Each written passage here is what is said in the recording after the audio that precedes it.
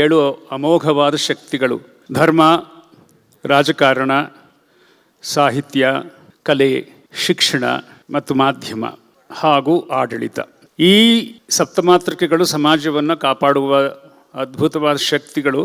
ಈ 7ಕ್ಕೆ 7 ದಿನದ ಕಾರ್ಯಕ್ರಮ ಬೇಕು.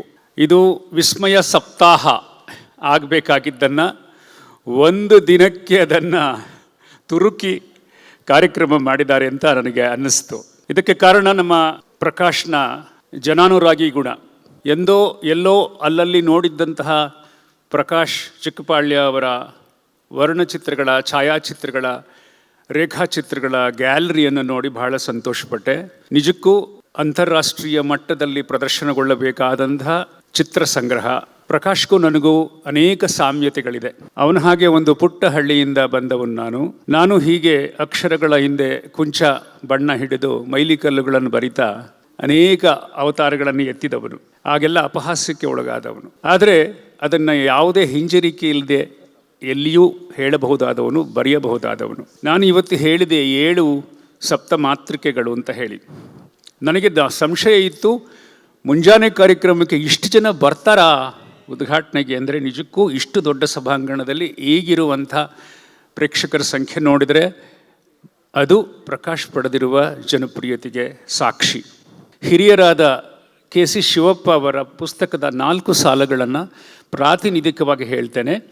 ಅವೇನು ಅಂದರೆ, ಇದು ತುಂಬ ಅದ್ಭುತವಾದ ಸಾಲುಗಳು, ವಚನ ಮೀಮಾಂಸೆಯಿಂದ ಪಡ್ಕೊಂಡಿರ್ತಕ್ಕಂಥ ಸಾಲುಗಳು, ನೀತಿಯ ಸಾಲುಗಳಾದ್ದರಿಂದ ಈ ಸಂದರ್ಭಕ್ಕೆ ಬಹಳ ಸೂಕ್ತ ಅನಿಸಿ ಅದನ್ನು ಓದಲಿಕ್ಕೆ ಇಷ್ಟಪಡ್ತೇನೆ. ಚಿತ್ತ ಪರಿಪಾಕದ ಚಿಂತನ ಬಿಡಿ ನುಡಿ ಸಂಚಯದಿಂದ ಆಯ್ದ 4 ಸಾಲುಗಳು. ನೊಂದವನ ಬಳಿ ನಿಂತು ಅವನೊಡನೆ ಪ್ರೀತಿಯ ಮಾತನಾಡು, ಅವನಲ್ಲಿ ಉತ್ಸಾಹ ತುಂಬು. ಹಸಿದವನಿಗೊಂದು ತುತ್ತು ಅನ್ನವನ್ನು ಕೊಡು, ಅವನ ಕಂಬನಿ ಹೊರೆಸು. ಚಿಂದಿ ಬಟ್ಟೆಯನ್ನು ಹೊದ್ದು ಚಳಿಯಲ್ಲಿ ನಡುವುತ್ತಿರುವವನಿಗೆಂದು ಕಂಬಳಿ ಹೊದಿಸು. ಅವನ ಅಸಹಾಯಕತೆ ದೂರ ಮಾಡು.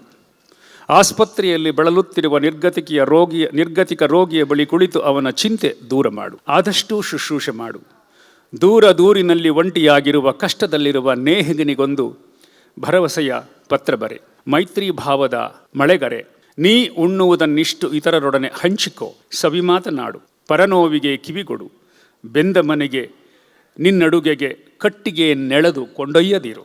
ಆಗ ನೀನು ಸುಖಿ, ಈ ಜಗತ್ತು ಸುಖಿ. ಈ ಸಾಲುಗಳು ನನಗೆ ಇಷ್ಟವಾದ ಮತ್ತು ತಕ್ಷಣಕ್ಕೆ ಕಾಣಿಸಿದಂಥ ಉಪಯುಕ್ತವಾದ ಸಾಲುಗಳು. ಪ್ರಕಾಶ್ ಚಿಕ್ಕಪಾಳ್ಯ ಅವರ ಇನ್ವಿಟೇಷನ್ಸ್ ಬಗ್ಗೆ ನೋಡಿದಾಗ ನನಗೆ ಗಾಬರಿ ಆಯಿತು. ಇವತ್ತು ಪ್ರಕಾಶ್ ಮದುಮಗ, ಒಂದು ರೀತಿಯಲ್ಲಿ ವಧುವಿಲ್ಲದ ಮದುಮಗ. ಈ ಮದುಮಗನಿಗೆ ಎಲ್ಲರೂ ಅಕ್ಷತೆ ಹಾಕಲಿಕ್ಕೆ ಬಂದಿದ್ದೀವಿ. ನಾನು ಆತನಿಗೆ ಹೇಳಬಹುದಾದ ಕಿವಿ ಮಾತೇನೆಂದರೆ, ಅನೇಕ ಚಿತ್ರಕಾರರು ಪ್ರಪಂಚದಲ್ಲಿ, ಚಿತ್ರಕಾರರು ಮಾತ್ರ ಅಲ್ಲ, ಸಾಹಿತಿಗಳಿಗೂ ಅನ್ವಯ ಆಗುತ್ತೆ, ಸ್ವಲ್ಪ ವಿಲಕ್ಷಣ ಇರ್ತಾರೆ, ಎಕ್ಸೆಂಟ್ರಿಕ್ಸ್ ಇರ್ತಾರೆ. ಅದಕ್ಕೆ ನಿಮಗೆ ಗೊತ್ತಿದೆ, ಪಿಕಾಸೋ ಅಂತ ಪೇಂಟರು ಅಥವಾ ವಿನ್ಸೆಂಟ್ ವ್ಯಾನ್ ಗಾ ಥರದ ಪೇಂಟರು, ಸಾಲ್ವಡಾರ್ ಡಾಲಿ ಬಗ್ಗೆ ಕೇಳಿರ್ತೀರಿ, ಯಾಯಿ ಕುಸಾಮ ಮತ್ತು ಯಾಂಗ್ಚು, ಜಾಕ್ಸನ್ ಪೊಲಾಕ್, ಇವರೆಲ್ಲ ಬಹಳ ವಿಚಿತ್ರ ಪ್ರಕ್ಷುಬ್ಧ ಮನಸ್ಸಿನ ಕಲಾವಿದರು. ಇದು ಸಾಮಾನ್ಯವಾಗಿ ಸೃಜನಶೀಲತೆಯ ಜೊತೆಗೆ ಈ ಒಂದು ಪ್ರಕ್ಷುಬ್ಧ ಮನಸ್ಥಿತಿ ಇರುತ್ತೆ. ನಮ್ಮ ಪ್ರಕಾಶ್ಗೆ ಆ ಥರದ ಪ್ರಕ್ಷುಬ್ಧತೆ ಇಲ್ಲ, ಪ್ರಸನ್ನತೆ ಇದೆ. ಆಶ್ಚರ್ಯ. ಅದು ತುಂಬ ಪ್ರಸನ್ನವಾಗಿರ್ತಾನೆ, ಎಲ್ಲವನ್ನು ಕೇಳಿಸ್ಕೊಳ್ತಾನೆ. ಸಮಯವನ್ನು ನಾವು ಗೌರವಿಸಬೇಕು, ಅದು ತುಂಬ ಮುಖ್ಯ.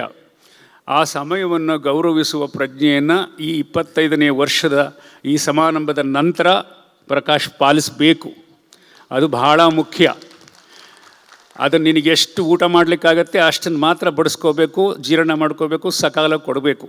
ಮದುವೆ ಆದ ಮೇಲೆ ಆಮಂತ್ರಣ ಹಂಚೋಕ್ಕಾಗಲ್ಲ, ಮದುವೆ ಮುಗಿದೋದ ಮೇಲೆ. ಇದು ಅವನು ಕ್ರಿಯೇಟ್ ಮಾಡ್ತಕ್ಕಂಥ ಒತ್ತಡ ಆಗಿರುತ್ತೆ ಪಾಪ. ಯಾರಿಗೂ ಇಲ್ಲ ಅನ್ನೋಕ್ಕಾಗದೆ ಎಲ್ಲ ಒಪ್ಪಿಕೊಂಡು ಕಡೆಯಲ್ಲಿ ಪುಸ್ತಕ ಬಿಡುಗಡೆಗೆ, ಕಾರ್ಯಕ್ರಮಗಳಿಗೆ ತೊಂದರೆ ಆಗುತ್ತೆ. ಇವತ್ತು ಈ ವೇದಿಕೆ ಮೇಲೆ ನನ್ನ ಬದಿ ಕೂತಿದ್ದಾಗ ಆತನಿಗೊಂದು ದೊಡ್ಡ ಒಂದು ಯೋಜನೆಯನ್ನು ಕೊಟ್ಟಿದ್ದೇನೆ. ಕೊಟ್ಟು ಯಾವಾಗ ಕೊಡ್ತೀಯಪ್ಪ ಅಂದರೆ, ನಾಳೆ ಕೊಡ್ತೀನಿ ಸರ್ ಅಂತಾನೆ. ಸುಳ್ಳು. ನಾಳೆ ಇನ್ನೂ ಇಲ್ಲಿ ಕುರ್ಚಿ ಕಸ ಹೊಡೆದಿರಲ್ಲ, ಸಮಾರಂಭ ಮುಗ್ದಿರಲ್ಲ, 1 ವಾರ ಬಿಟ್ಟು ಕೊಡು ಅಂತ ಹೇಳಿ ನಾನು ಇಲ್ಲಿ ಸಾರ್ವಜನಿಕವಾದ ಅಫಿಡವಿಟ್ ಆಗ್ತಾ ಇದ್ದೀನಿ. ಇನ್ನು 1 ವಾರದಲ್ಲಿ ಅವನು ಮಾಡಿದರೆ ಒಂದು ದೊಡ್ಡ ಚಲನಚಿತ್ರದ ಎಲ್ಲ ವಿನ್ಯಾಸದ ಕೆಲಸವನ್ನು ಅವನು ಮಾಡಲಿಕ್ಕೆ ಸಾಧ್ಯ ಆಗುತ್ತೆ.